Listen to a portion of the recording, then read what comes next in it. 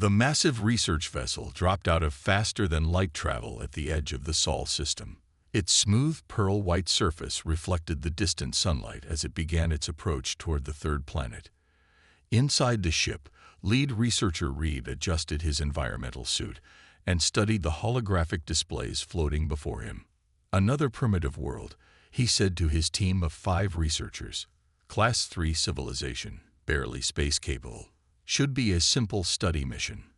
His silver-skinned assistants nodded in agreement, their large eyes blinking as they processed the sensor data streaming in from Earth. But something was wrong. The bio-readings from the planet's surface didn't match anything in their vast database. The Watchers had cataloged life on over 10,000 worlds, yet Earth's readings were unique.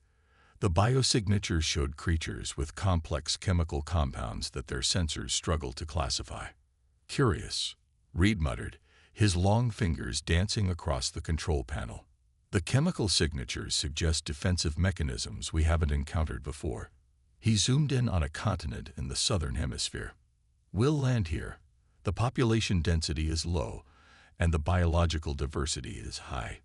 Perfect for our first survey. Their landing craft touched down in the red soil of the Australian outback just as the sun was setting. The air was hot and dry, exactly what their environmental suits were designed for.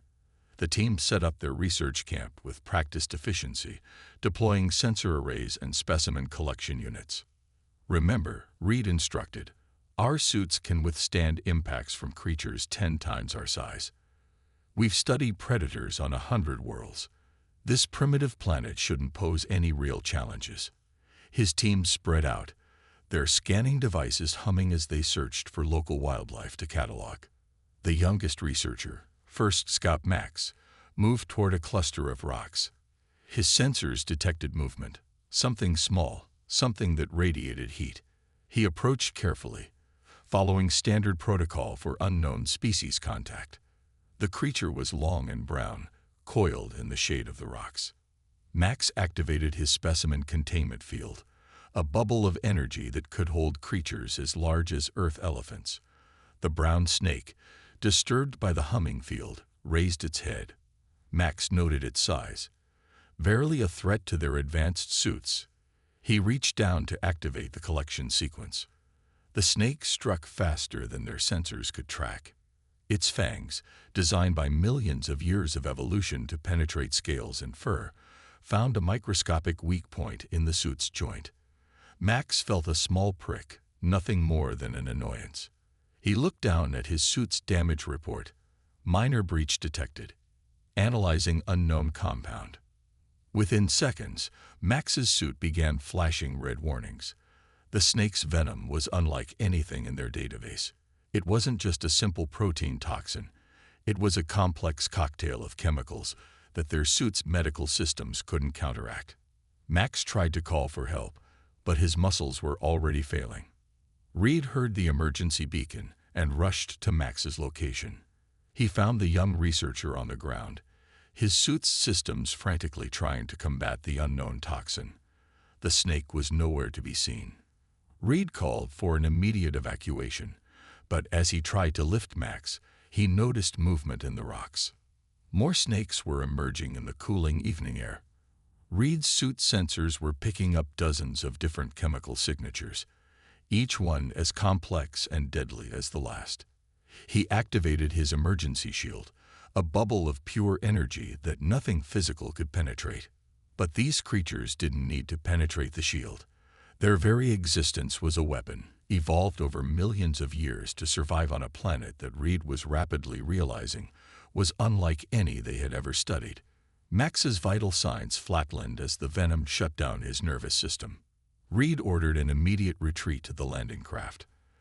As they lifted off, his sensors detected similar chemical weapons in the surrounding wildlife, in the spiders, the sea creatures in the nearby ocean, even in some of the plants. This wasn't a primitive world. It was a planet where life had evolved into walking chemical weapons, each one more deadly than the last. Back on the main ship, Reed sent an urgent message to the Watcher High Command. Planet Earth requires immediate reclassification. Local fauna possess chemical warfare capabilities beyond our current defense systems. Request immediate intervention. This is not a simple research mission. We have encountered something unprecedented. As Reed looked down at the beautiful blue planet below, he realized their greatest mistake. They had assumed that advanced civilization meant powerful technology. But on Earth, even the smallest creatures were deadly warriors, armed with weapons that had been perfected long before humans ever walked upright. And somehow, humans had learned to live among these killers. Tom Miller had been a park ranger for 15 years, and he had never seen anything quite like this. The animals were acting strange. The snakes were moving in unusual patterns, the dingoes were avoiding certain areas, and even the birds seemed disturbed. He followed the unusual activity in his dusty patrol truck, driving deeper into the outback than he usually did on his morning rounds. The sun was barely up when he spotted something reflecting light where there shouldn't have been anything reflective at all. Tom pulled his truck to a stop and grabbed his binoculars. Through them, he saw what looked like pieces of silver material scattered across the red soil. His first thought was illegal dumping.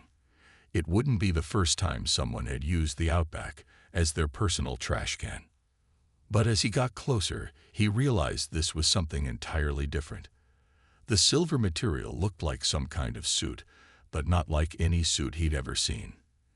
It seemed to shimmer even in the shade, and parts of it were still giving off a faint glow. Next to it lay something that looked like a cross between a tablet and a small TV, its surface covered in strange symbols that shifted and changed as he watched. Tom had handled enough snakes to recognize the signs of a bite on the suit. 2 small puncture marks at one of the joints. But what caught his attention was the way the material around the bite had changed color, turning from silver to a dark purple. He'd seen plenty of snake bites in his time, but never anything like this. He found 3 more suits scattered around the area, all showing similar signs of damage. Whatever had happened here, it hadn't ended well for whoever, or whatever, had been wearing these suits. Tom picked up the tablet-like device, and to his surprise, it responded to his touch. The symbols rearranged themselves, and suddenly he was looking at what appeared to be a star map. A loud humming from above made him look up.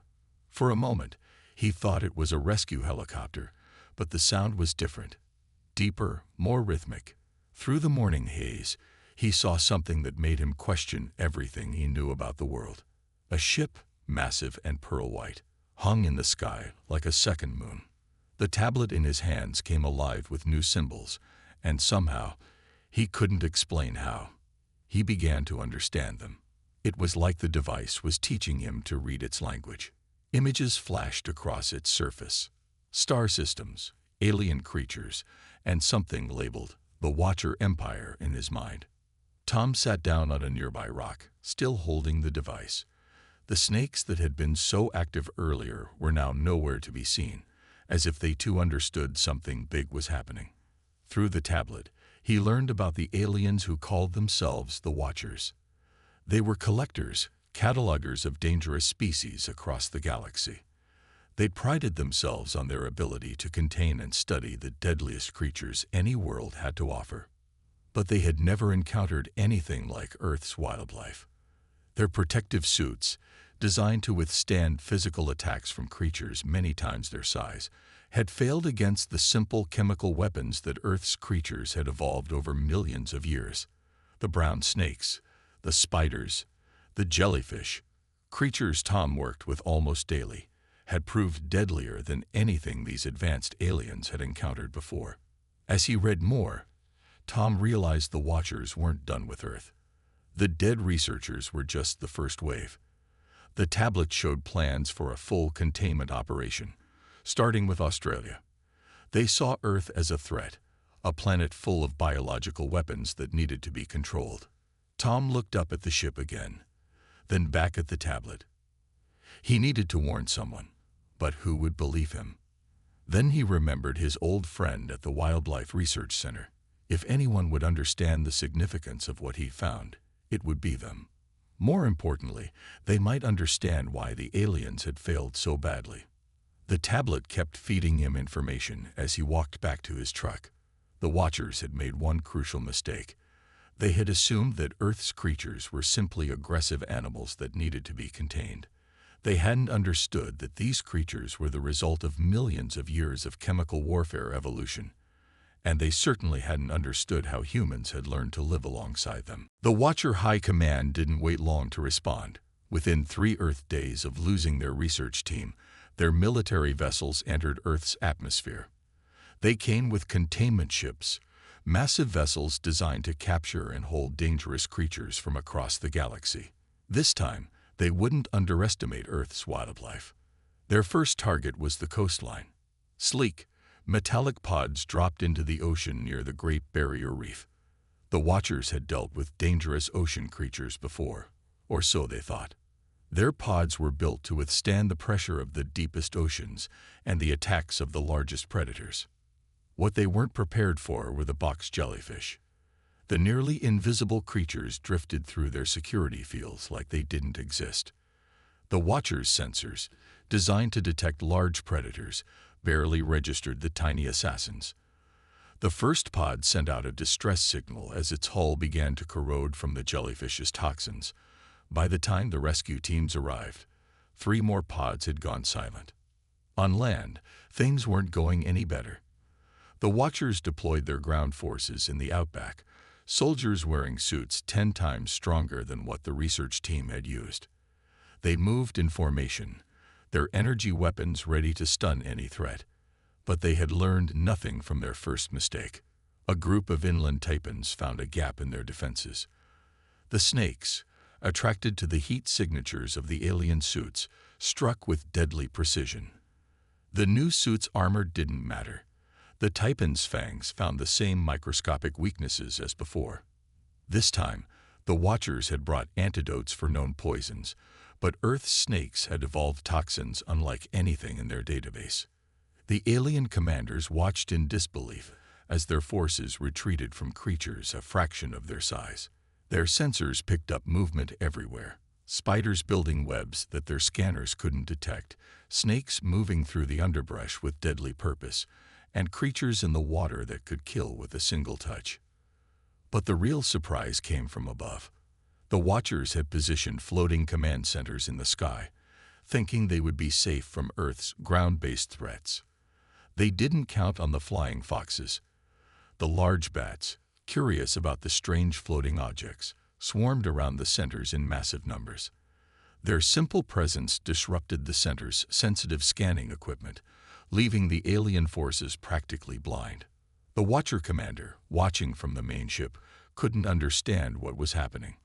Their technology had subdued creatures 10 times larger and stronger than anything on Earth. They had contained plasma-breathing monsters and creatures that could shatter mountains. But here, on this supposedly primitive world, their forces were being defeated by animals that most humans barely noticed in their daily lives. A particularly humiliating defeat came when they tried to establish a beachhead near a river. Their forces had set up energy barriers and motion sensors, ready for large predators. Instead, they got saltwater crocodiles, ancient hunters that could stay motionless for hours. The crocodiles slipped through gaps in the sensor network, their cold-blooded nature making them nearly invisible to thermal scanners. The aliens only realized their danger when the massive reptiles erupted from the water, tearing through equipment and sending soldiers scrambling for safety. In the skies, their aircraft faced dive-bombing attacks from magpies protecting their territory.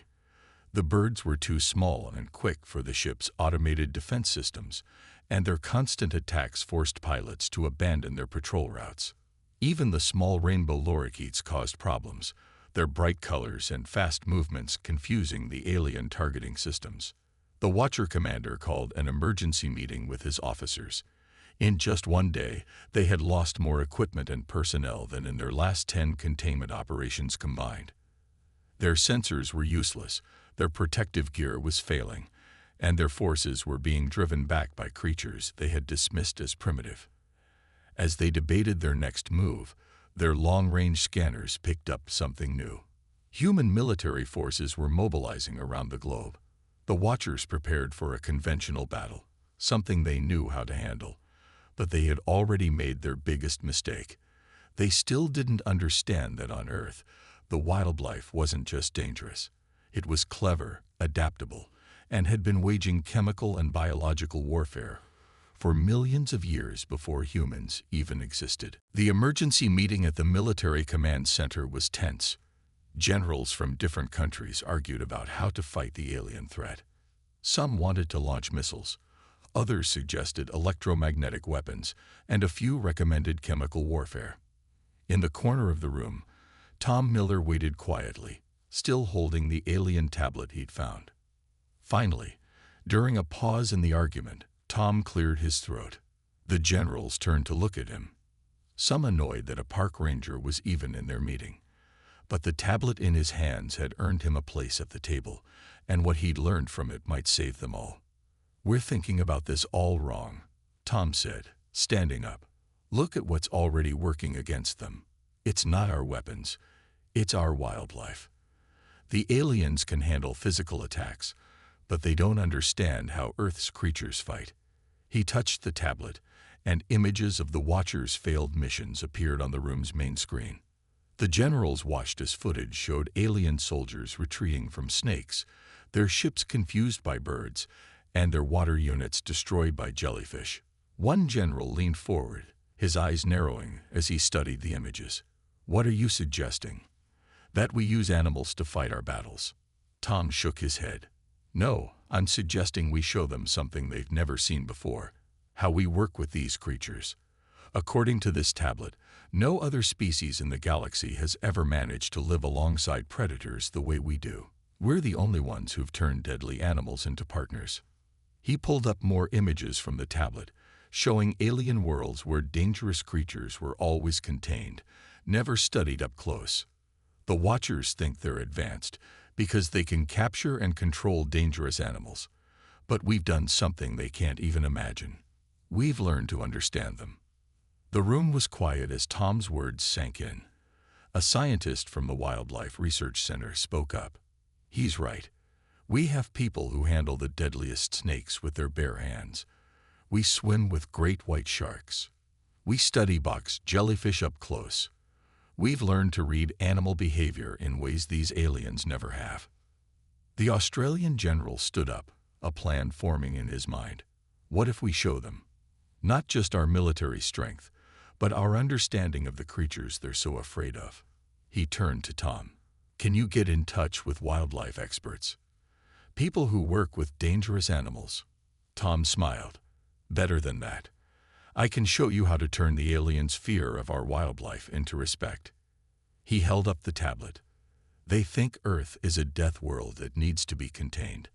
Let's show them it's a place where humans and deadly creatures have learned to coexist." The plan came together quickly. While military forces remained on standby, a different kind of army mobilized. Wildlife experts from around the world were called in. Venom researchers brought their knowledge of antidotes. Animal behaviorists prepared demonstrations of their work. Even professional snake handlers and crocodile wranglers joined the effort. The generals watched in amazement as Tom coordinated with these experts, creating a demonstration that would show the aliens something they had never seen before. The tablet's data confirmed it. In all their travels, the Watchers had never encountered a species that could safely handle deadly creatures. As the sun set, Tom stood outside the command center, looking up at the alien ships still visible in the evening sky. A brown snake slithered past his boots, and he didn't even flinch. That simple act, he knew, would seem like magic to the Watchers. They had come to Earth expecting to find primitive life forms to contain. Instead, they would learn that true advancement wasn't about controlling nature, it was about understanding it. Tomorrow, they would begin. Not with weapons or threats, but with a display of humanity's unique relationship with Earth's deadliest creatures. Tom smiled as he imagined the aliens' reaction to seeing humans handle the very animals that had defeated their advanced technology. Sometimes, he thought, the most powerful statement wasn't a show of force. It was a demonstration of respect. The morning sun beat down on the makeshift arena they had set up in the outback. Tom stood at the center, surrounded by some of the world's best wildlife experts. Above them, the Watcher ships hovered, their sensors focused on the gathering below. The alien commander had agreed to watch the demonstration, though his ships kept their weapons ready. The show began with the snakes. A veteran handler walked into a clear enclosure carrying nothing but a hook and his bare hands. Inside, 5 of Australia's deadliest snakes moved across the sand: brown snakes, taipans, and death adders. The same creatures that had sent alien soldiers running in panic. The handler moved with calm confidence, picking up each snake with practiced ease. He demonstrated how to read their body language, how to handle them safely, and most importantly, how to do it all without harming the snakes. Through the alien tablet, Tom could sense the Watchers' shock. Their sensors showed the snakes were just as deadly as before, but here was a human touching them with bare hands. Next came the marine demonstration. In a large tank brought in for the occasion, a marine biologist swam with box jellyfish. She wore a light swimsuit, nothing like the heavy armor the aliens had used. She showed how to predict their movements, how to avoid their tentacles, and how to study them up close. The Watchers' data showed that these creatures had destroyed their advanced underwater pods, yet here was a human swimming safely among them. The crocodile demonstration drew gasps from the alien observers. A team of handlers worked with a massive saltwater crocodile, showing how they could safely approach, handle, and even treat the prehistoric predator. The same creatures that had torn through alien equipment were now allowing humans to check their teeth. But it wasn't just about handling dangerous animals. Research scientists stepped forward to share their knowledge. They explained how they had developed antivenom, how they studied animal behavior, and how they had turned deadly venoms into life-saving medicines. The Watchers learned that humans hadn't just survived alongside these creatures. They had learned from them. The spider experts brought out funnel webs and redbacks, demonstrating how they carefully collected venom for research. They showed how these tiny creatures, which had caused so much havoc with the alien forces, helped humans create new treatments for diseases. Throughout the demonstration, Tom used the alien tablet to translate and explain. He showed the Watchers something they had never considered, that Earth's dangerous creatures weren't just mindless killing machines. They were complex beings that humans had learned to understand and respect over thousands of years.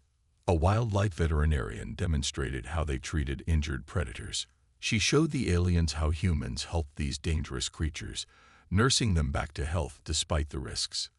The Watchers watched in amazement as she treated a wounded tiger snake, her gentle hands working carefully to heal the very kind of creature that had killed their researcher. The finale came when Tom himself stepped forward. He had spent years working with all kinds of wildlife, and now he showed the aliens how humans could read animal behavior. He walked through a group of seemingly aggressive animals, snakes, spiders, and even a cranky goanna, predicting and responding to their movements without any technology to help him. Through the tablet, he could sense the aliens' understanding finally shifting. They had come to Earth thinking they needed to contain its dangerous wildlife. Instead, they were learning that humans had achieved something remarkable. They had become part of Earth's complex web of life, not by dominating it, but by understanding it. As the sun set on the demonstration, the alien ships moved closer. Their weapons were no longer aimed at the ground.